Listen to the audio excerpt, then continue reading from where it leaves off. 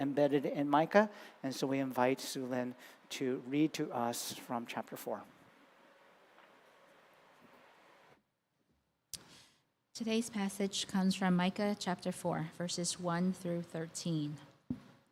It shall come to pass in the later days that the mountain of the house of the Lord shall be established as the highest of the mountains, and it shall be lifted up above the hills, and peoples shall flow to it, and many nations shall come and say, Come, let us go up to the mountain of the Lord, to the house of the God of Jacob, that he may teach us his ways, and that we may walk in his paths. For out of Zion shall go forth the law, and the word of the Lord from Jerusalem. He shall judge between many peoples, and shall decide for strong nations afar off. And they shall beat their swords into plowshares, and their spears into pruning hooks. Nation shall not lift up sword against nation, neither shall they learn war any more. But they shall sit every man under his vine and under his fig tree, and no one shall make them afraid, for the mouth of the Lord of hosts has spoken. For all the peoples walk, each in the name of its God, but we will walk in the name of the Lord our God forever and ever. In that day, declares the Lord, I will assemble the lame and gather those who have been driven away, and those whom I have afflicted. And the lame I will make the remnant, and those who were cast off a strong nation. And the Lord will reign over them in Mount Zion from this time forth and forevermore. And you, O tower of the flock, hill of the daughter of Zion, to you shall it come, the former dominion shall come, kingship for the daughter of Jerusalem. Now, why do you cry aloud? Is there no king in you? Has no counselor perished, that pain seized you like a woman in labor? With and groan, O daughter of Zion, like a woman in labor, for now you shall go out from the city, and dwell in the open country. You shall go to Babylon. There you shall be rescued. There the Lord will redeem you from the hand of your enemies. Now many nations are assembled against you, saying, Let her be defiled, and let her eyes gaze up upon Zion. But they do not know the thoughts of the Lord. They do not understand his plan, that he has gathered them as sheaves to the threshing floor. Arise and thresh, O daughter of Zion, for I will make your horn iron, and I will make your hoofs bronze. You shall beat in many pieces many people, and shall devote their gain to the Lord, their wealth to the Lord of the whole earth. The Lord bless the reading of his word.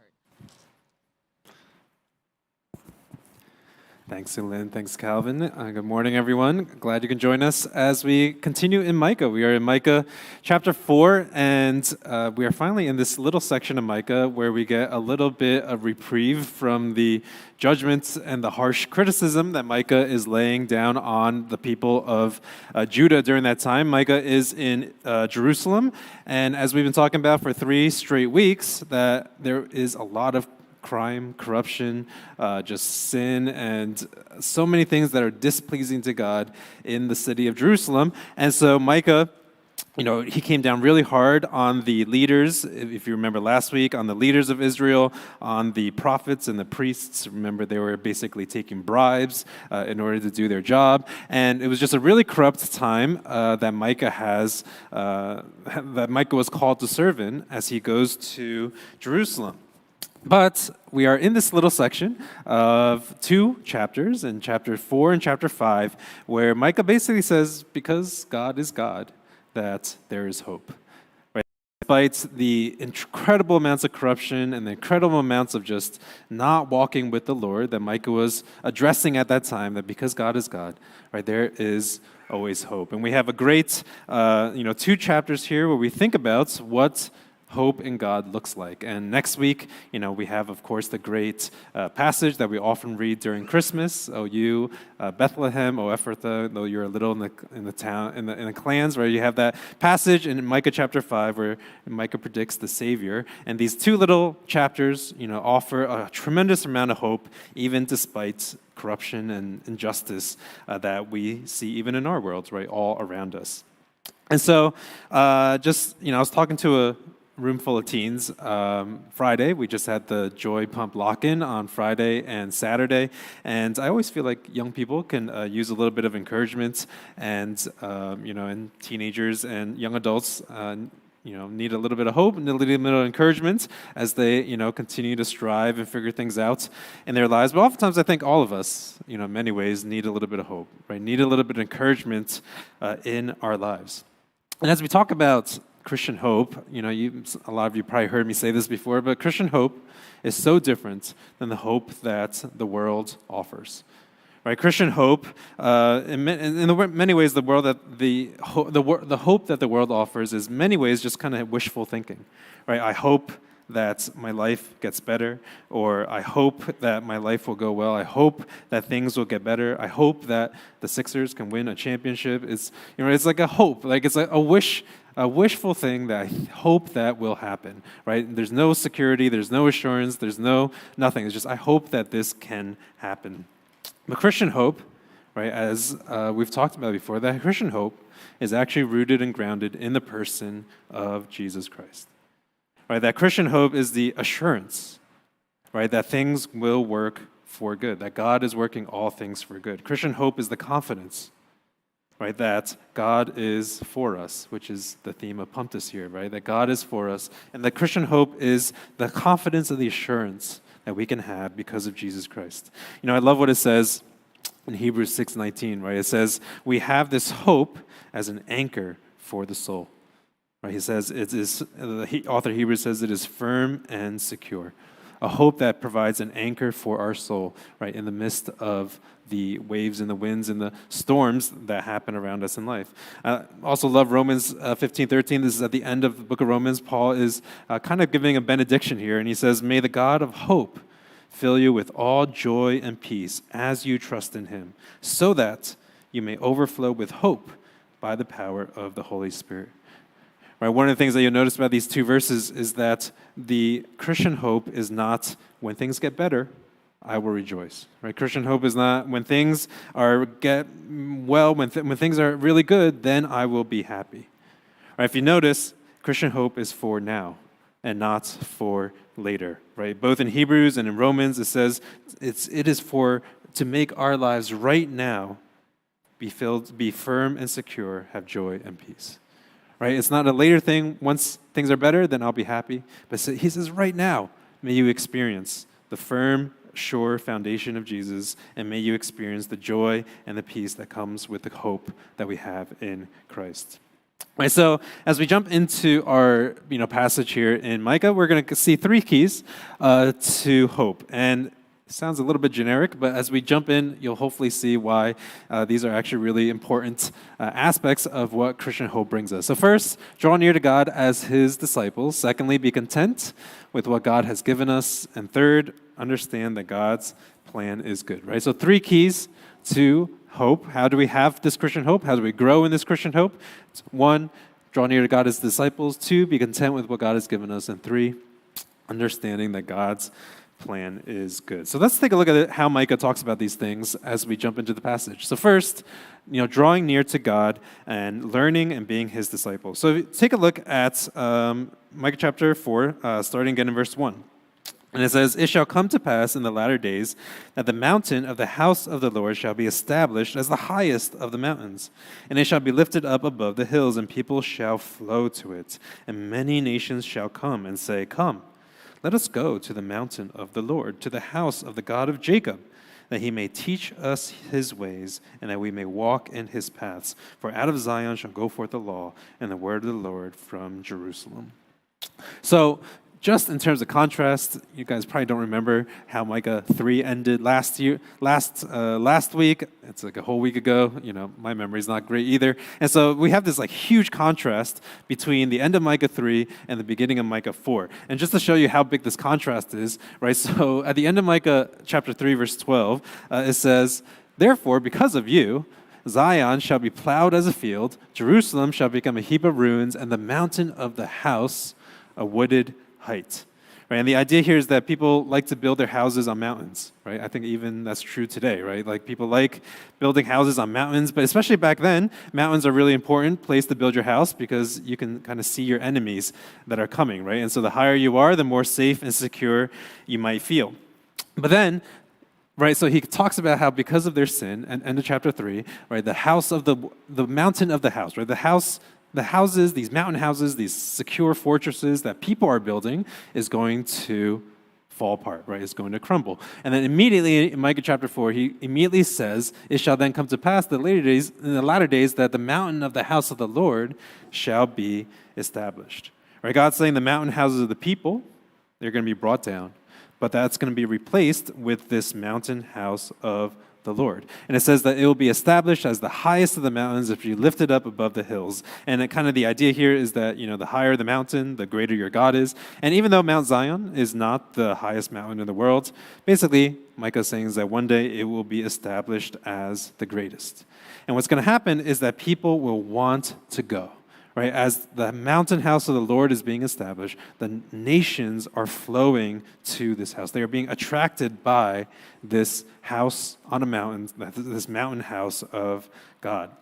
And I was thinking about this, there's just something really attractive about mountains. I was looking up online. Apparently, they issue about 900 people are issued permits to climb and try to summit Mount Everest every single year. And including this one Sherpa, I was just curious. I was looking it up. Like he has summited Mount Everest 32 times, which is wild to be able to do that. But maybe, I think this was last year, maybe you've seen these pictures of like people literally just waiting in line to summit Everest. And I do believe this is a real picture. And basically people are just waiting to get up to the top of Mount Everest. And there's just something, right? It's just like something exciting. I think if I was in better shape, I'll be like, yeah, maybe I'll pay, like tens of thousands of dollars and climb Mount Everest. That feels like an exciting thing to do, and maybe if I was richer and got into shape, maybe I'll do that. It's just something, right? There's something about the fact that it's a mountain, it's the highest, something that just draws us and wants us. We just want to go. It's something that is exciting to see. And as we come back to this passage, right, it's basically, and this is what it's saying, right, that many nations shall come and say, "Come, let us go to this mountain." Right, there's something that is attractive and there's something that is appealing about these mountains and about what Micah is talking about here. And it's tempting to think that this is going to be only in the future, right? We have this vision of this mountain of the house of the Lord being established and all the nations being flown and drawn to it. And sometimes we think, oh, this must be a future vision, right? This must be something that happens later in the future. But I actually think that this is what's happening right now. I actually think that Micah's prophecy here is what is going on around the world right now.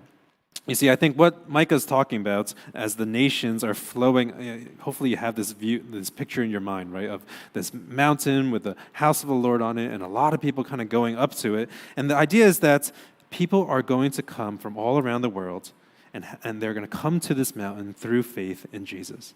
Right? I think the mountain of the Lord isn't, it can be literally the mountain in Jerusalem, but I think it also talks about how this idea of that so many people through faith right now, right, are ascending this mountain, are coming to the mountain of God. Right? It says in John, chapter 12, right, Jesus says, "And I, when I am lifted up from the earth, will draw all people to himself." Right? I think there's this idea that Jesus right now is already in the process of drawing people to himself. Right? That through faith, the nations are already ascending up the mountain of the Lord. Right? I think even as we send out mission teams, so many mission teams this year, which is so, exciting to see, right? That we already see the nations right? Coming to and be attracted by this message of the gospel, this message of Jesus, and coming to know God on his mountain, right? And I think, as kind of further confirmation of this, I think that the kickoff for Micah's prophecy to start was actually during Pentecost. And in Acts, it records for us what happens during Pentecost is that, the Spirit comes down on the disciples. They're sitting in the upper room, and the Spirit comes down, and Peter goes out, and he preaches a sermon. And you may have missed this, point in Acts, but when Peter preaches his sermon, it actually says in Acts 2:9, Parthians and Medes, Elamites and residents of Mesopotamia, Judah, Cappadocia, Pontus and Asia, Phrygia and Pamphylia, Egypt, and the parts of Libya belonging to Cyrene, and visitors from Rome, both Jews and proselytes, Cretians and Arabians. And they all say, we hear them telling in our own tongues the mighty works of God. Right? Even this little paragraph in the book of Acts, I think we see that the nations were already gathered in Jerusalem, right? They were gathered there for the Passover, and they were already being drawn to the Lord. It actually says something a little bit similar in Hebrews chapter 12, where he says, where the author says, but you have come to Mount Zion. Or I think this is talking about we as believers, right? That we have come to Mount Zion, to the city of the living God, the heavenly Jerusalem, and to the innumerable angels and festive gatherings, and to the assembly of the firstborn who are enrolled in heaven, and to God, the judge of all, and to the spirits of the righteous made perfect, and to Jesus, the mediator of the new covenant, and to the sprinkled blood that speaks a better word than the blood of Abel. Right? The author of Hebrews, I think, just has a way with words, and just the majestic passage talking about how when we come to faith, when we come to Jesus, this is what it looks like. We're coming to the mountain of God. We're coming to Zion, right? We're joining in with the flow of millions of people, right? We're coming up to the mountain of God, right? And I think this is the vision that Micah has, right? That this mountain of the Lord and all the nations, right, are coming and gathering, and this is being fulfilled today, right, through the work of missions. But what's really important here to notice is that what is the reason why they come? Right, so the nations will come, but what exactly is it that attracts them? Right, so you have the mountains are attractive, that's great, but what is it though that is actually bringing people to the Lord? And you'll see here that it says the reason why they come is that they are all saying that he may teach us his ways and that we may walk in his paths. Right, that is actually what is being attractive. That is actually what's the attractive thing. Like, we're coming to this mountain saying, Jesus, will you teach us your ways? Will we be able to walk in your paths? And I think this is so important for us to remember because, the reason why people are coming to Jesus is because they want to learn from him and walk in his path. And sometimes I feel like, if you've been Christian for a long time, sometimes I feel like we just forget this, right? Like we sometimes just think that being a Christian is kind of just like, I sign my name on the bottom of a piece of paper that says, these are the things that I believe in, and you just kind of go about your life, and you just kind of do your thing. It's like, oh yeah, I'm a Christian, I go to church. And sometimes it's just like, if you've been walking with Jesus for a little bit, you just kind of forget what the point, what does it actually mean to make disciples, right? And if you were part of our discipleship training, I've been really enjoying, the Practicing the Way curriculum that we've been going through. And there's in that very first video, some of you may remember this, when John Comer was basically explaining what it means to be a disciple, right? And to be a disciple, the word that he used, and I think that this is appropriate, but the word that is maybe best for in the English is the word apprentice. Right, that what does it mean to be a disciple? It means to be an apprentice. And if you think of just like, if you're like a blacksmith and you want to be a blacksmith, I don't know why it's always a blacksmith, but I don't know. But you say you want to be a blacksmith, right? And then you would say, let me go apprentice under a master. And when you do that, it's not something that you do part-time, right? It's just not like, let me show up on Saturdays and just this is my hobby, right? It's like, no, if you're apprenticing somewhere, like you're living with them, you're trying to act like them, you're trying to talk like them, you're trying to be like them, like your entire life, right, is to, with this one goal in mind of one day I will be able to do what my master does, that I'm going to be like him in everything that I do. And I think that is actually a much better picture, right, of what it looks like, what the Christian life looks like. It's not just, it's not just like I this is what I believe in, but it's let me apprentice under Jesus. Let me just spend all my time with my master, learning and to become like him. In the video, one of the quotes I really like is that he says that we forget that the Christian life is meant to be more than informational. It is meant to be formational, right? Not to be informational, but it's meant to be formational. And the goal is not to learn something, but it is to become someone. Right? What is the goal of the Christian? What is the goal of what we're doing here at church? What is the goal of making disciples? Right? It's not just here are a set of beliefs. Let's all believe in the same thing. But it's actually for the formation and the transformation of our lives. And this is what is so attractive about Jesus. Right? It says that we may learn his ways and walk in his paths. They're so eager. Right? The reason why the nations are gathered is because Jesus, we want to learn. Right, what you know, and we want to walk in the way that you walk. Maybe one example that I thought, regarding this was in the first Doctor Strange movie. I try to pick movies that people have watched, but maybe you guys just don't watch movies too much. I don't know, but I'm just not watching the movies that you're watching. But in the first Doctor Strange movie, if you remember, right, Doctor Strange is this world-renowned surgeon, and he gets in a car accident, and he breaks his hands, right? And then he, by chance, he finds out by one of his former patients that there's maybe a cure, somewhere far away. And so, he just has his name, and right, if you guys remember, right, he goes to that faraway place, he knocks on their door, they say no, and then he just sits there for like hours, right, outside the whatever you call that, the monastery or whatever it is, and he's just like sits there all day because why? Because he's desperate, right? He really wants it. And then like he gets welcomed in. I don't know if you guys remember this, and then like the Sorcerer Supreme kind of does her thing, and then there's this one scene where Doctor Strange just goes, "Teach me, like, please, you have to teach me, you have to show me," right? There's a certain amount of desperation that he has of saying, please, I need to know, I have to know what it is that you know. And I think that's maybe a better picture. Like, I feel like oftentimes in our lives, we don't have that desperation, right? That we're coming to Jesus saying, please teach me your ways. Please let me be able to walk in your paths. But in many ways, I think this is the kind of attitude and even the desperation that I think that Micah is pointing to when we come to the Lord.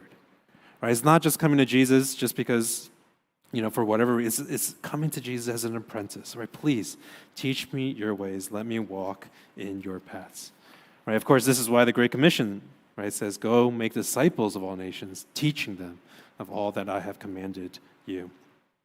Right, so I think the first point here, and this could even just kind of be the whole sermon, but the first point here is just like the idea is that if you want the kind of hope, right, that is firm and secure, to have joy and peace, right, there's this idea that you draw near to God as his disciples, eager to learn and walk in his ways. Right, and the question for us is, do we have that kind of attitude and desire within our own hearts, right, to see Jesus as someone's like, please, show me your ways. Let me learn what it is. Let me walk in your ways. All right, so this is the first thing, right? To have the hope that gives us firm, secure foundation, joy and peace, is to draw near to God and be his disciples. The second is to be content with what God has given us. So let me read for us, starting in verse 3. So it says, "He shall judge between many peoples, and shall decide disputes for strong nations far away. And they shall beat their swords into plowshares, and their spears into pruning hooks. Nations shall not lift up sword against nation, neither shall they learn war any more. But they shall sit under every man his own vine, and under his fig tree. And no one shall make them afraid, for the mouth of the Lord of hosts has spoken. For all the peoples walk each in the name of its God, but we will walk in the name of the Lord our God forever and ever." So it's really interesting as you break down Micah's vision here. This is basically a picture of what heaven is going to look like. Right? And first thing he says is that in heaven there will be no more conflict between nations. And this is whole idea of swords will be beaten into plowshares, right? Spears will be turned into pruning hooks. And it's actually really interesting. So outside the United Nations in New York, there is this statue that someone has made, and basically on the statue it is on the statue is Micah 4, or Isaiah 2, and it's the exact same almost the exact same prophecy in both places. And it's really interesting. There's this huge statue.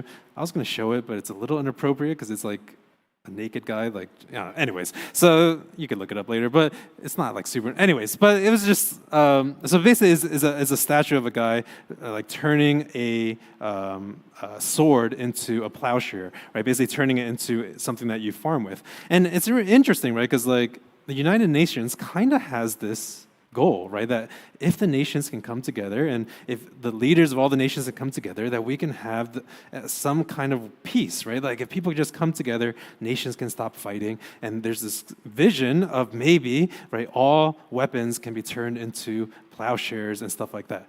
And the funny thing is like, well, it's not funny, but the ironic thing maybe is that this is like so far from reality. It's actually the opposite of how peace is kind of kept in the world. And I'm sure it's more complicated than this, but it seems like oftentimes peace in the world is held together by what they call mutually insured destruction. And the idea is that everyone builds up their military to a certain extent so that it's too risky to go to war with one another. And that's kind of like how I don't know, I'm sure it's more complicated, but kind of how world peace is kind of established. It's like, I don't want to attack you because you have a huge military, and I don't want to, and it's just, world peace is actually ensured not by less swords, is by more swords, right? As many bigger swords that you can have.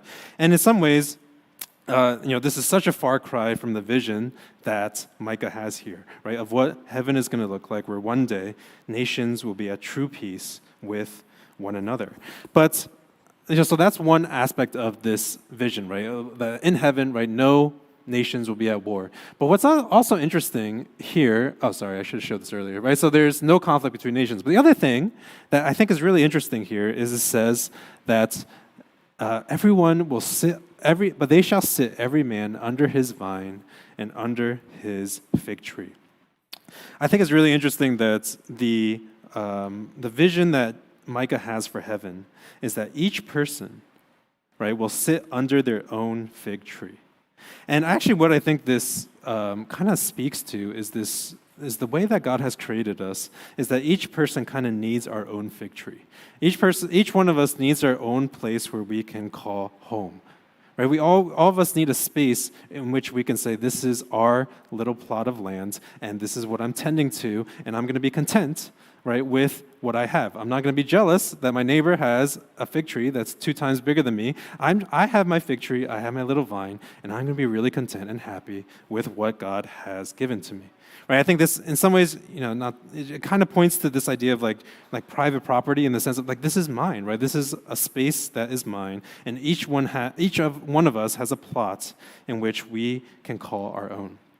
And it's really interesting in this vision of heaven, right? Micah is saying that everyone needs to sit under their own fig tree, right? And fig tree being kind of a symbol of prosperity or just like security.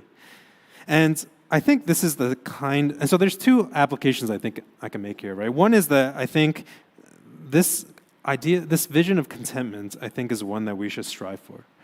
Because I think oftentimes we are very dissatisfied, or a lot of the dissatisfaction that comes in our lives is because we are comparing ourselves with what others have. Right? That this other person is just more talented than I am. This other person has something that's bigger or better than I have. And you just kind of wish you can trade places with someone else. Right? So much of our lives' contentment is, I'm not happy with my lot. I'm not happy with my fig tree. I want the fig tree that the other guy has over there instead. Right? And I love how Micah's vision here is that everyone sits under their own fig tree, right? Not everyone sits under their own mansion, but no, it's just the fig tree that everyone gets to sit under.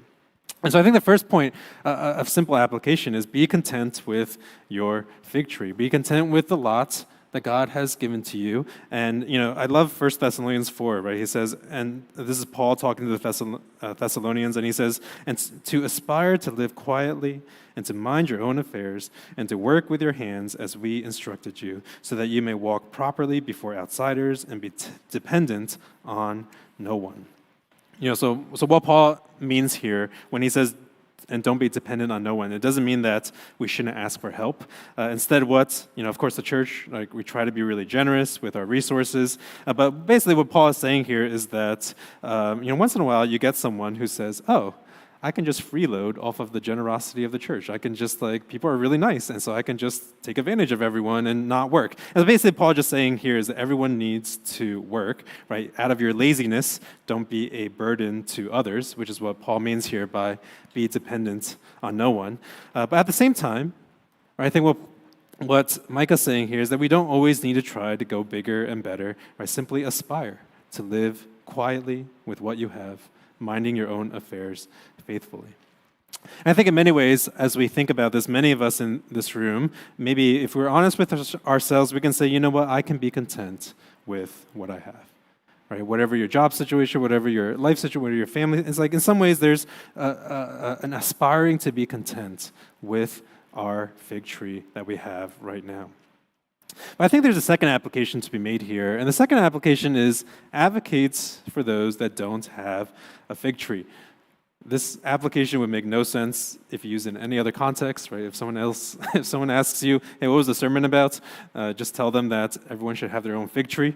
And I don't know, but I think you understand what I mean, right? Like advocate for those that don't have a fig tree. And what that means, I think, is that, I think part of the struggle for young adults is that you're still looking for the shade of your own fig tree, right? You're still kind of hoping you can find a place to call home. You're kind of hoping that, that you can find a steady job. You're hoping that you can spend someone to spend the rest of your life with, right? And, not only that, in our city, right, there's many people that struggle to make their ends meet, people that struggle with housing, people that struggle with finding work. And I think sometimes as a Christian, we think, oh, being a Christian is just a spiritual thing, right? Being a Christian is just, hey, is all about our relationship with God. And yes, that is true. But if you think about it, what did Jesus do when he was here on earth? Right? Jesus preached, he certainly did preach, but he also fed the hungry, right? He also healed the sick.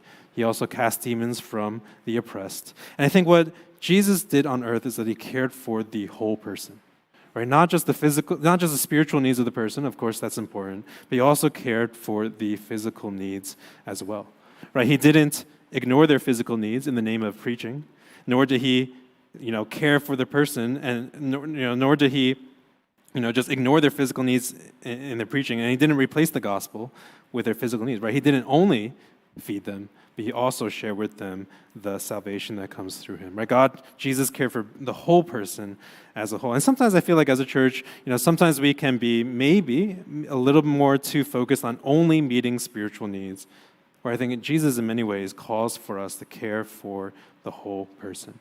And maybe just in terms of a simple application, I think the first step that we can take in, kind of just advocating for people that don't have their fig tree is simply to have compassion, right? Simply to have compassion as, people try to find their, little fig tree in their little place in life.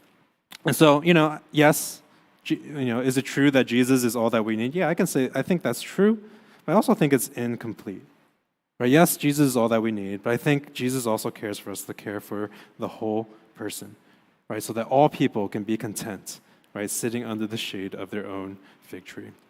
And so, right, if you want to have the kind of hope, right, if you want to have a hope that is secure and firm, a hope that is joy and peace, right, first idea is to draw near to Jesus, be his disciple. Second is to be content with what God has given us. And finally, the third is to understand that God's plan is good. Right, understanding that God's plan is good. And so let's skip down to verse 9. And so it says, why do you cry aloud? Is there no king in you? Has your counselor perished? That pain seized you like a woman in labor? Writhe and groan, O daughter of Zion, like a woman in labor. For now you go out from the city and dwell in the open country. You shall go to Babylon.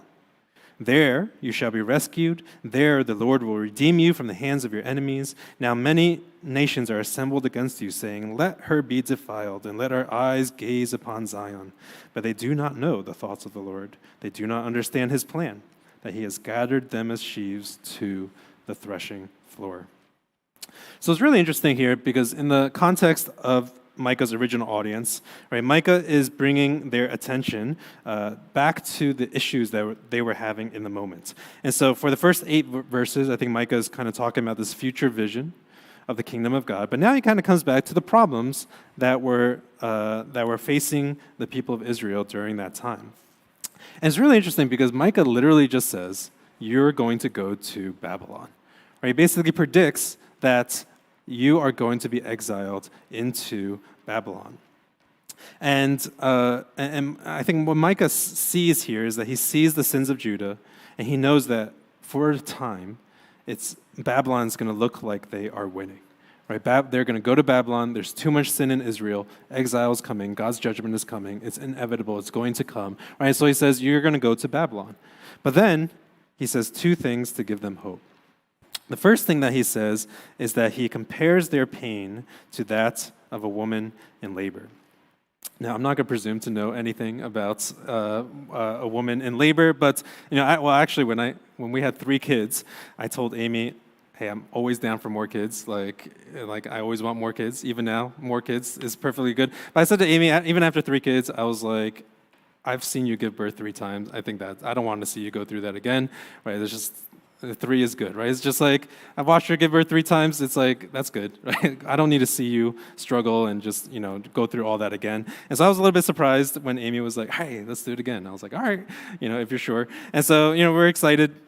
Of course, now that, Abe's here, it's all worth it, right? Like, as soon as you see the baby, it's like everything. Amy would say it's like everything, all the pain, all the struggle, it was all worth it once your child is here. And so I think the idea here is that the reason why Micah compares their pain to that of a woman in labor is because the pain, right, that a mom experiences has a purpose, right? A woman who is in labor, the pain has a purpose, right? It's not pointless, it's not senseless pain, and maybe in the moment it feels, but in some ways you kind of know, right? It's like, it's not pointless pain, right? This pain that actually has a purpose behind it.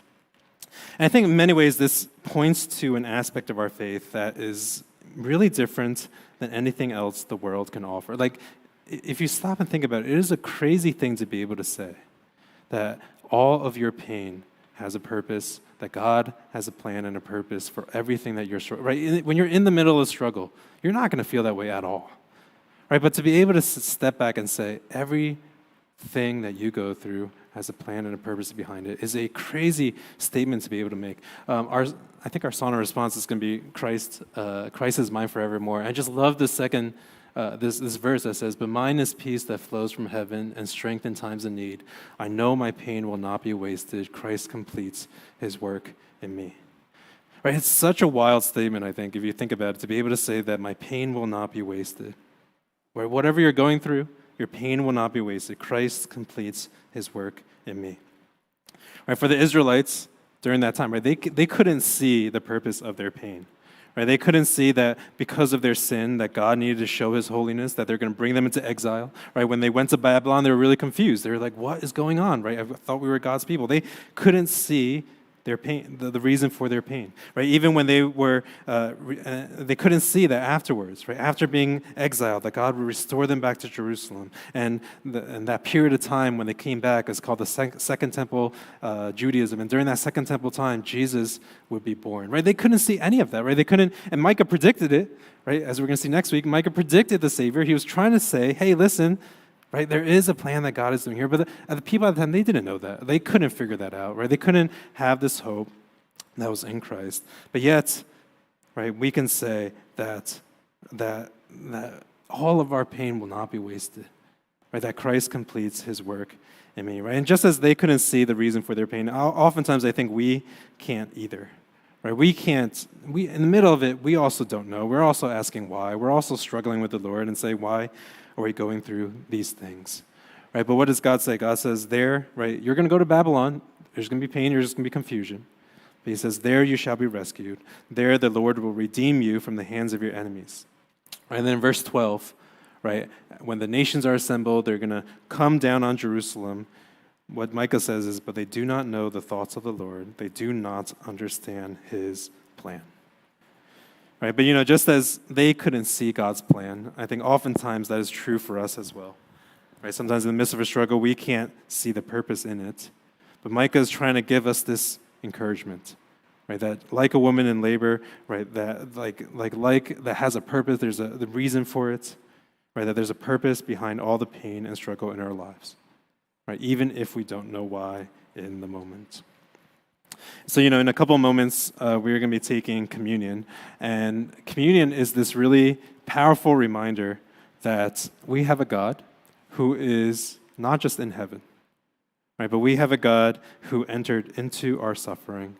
And we have a God who is beside us that understands our pain. And the reason why is because he experienced it himself. Right? Communion is this powerful reminder that God is not just aloof and just up there somewhere, but he's down here beside us, in us, and he understands all the pain that we are going through. Whatever the excruciating pain of the cross, right, means that any physical pain, right, Jesus understands it. On the cross, Jesus says, "This is my body, which is for you." Right? The bread reminds us that Jesus knows exactly what it's like to suffer in a human body, because that's exactly what he went through. Right? But on the cross, I think Jesus also understands our emotional and spiritual pain. Right? On the cross, Jesus understands loneliness. He understands abandonment. He understands grief. He understands rejection. He understands injustice. And what the cup reminds us of is this new life that we have in Christ. Right? So that's why every time we eat the bread and drink the cup, we remember that Jesus has entered into our pain. Right? Jesus has carried our sorrows. Jesus forgives our sins, but also promises that one day all suffering will come to an end. Right? That one day all suffering will be no more. And so as we come to the table, right, this fellowship meal that we get to enjoy with Jesus, I just want to give you a little bit of time to think about, to come before God, right? And maybe just, I know I talked to about 3 things today, but maybe just pick one thing to really think through and meditate on, right? Maybe come to God and say, "God, I want to come and for you to teach me your ways, right? I want to walk your path. I want to be your disciple." Or maybe ask him to give you contentment, right, with the things that he has given to you. Right? Or maybe ask God to help you trust him, knowing that none of your pain will be wasted. Right? But Christ completes his work in us. Right, so I'm going to give you some time to kind of think through these things. When you are ready, and if you're a baptized believer, I want to invite you to come up and receive the elements. Calvin and I will be standing out here.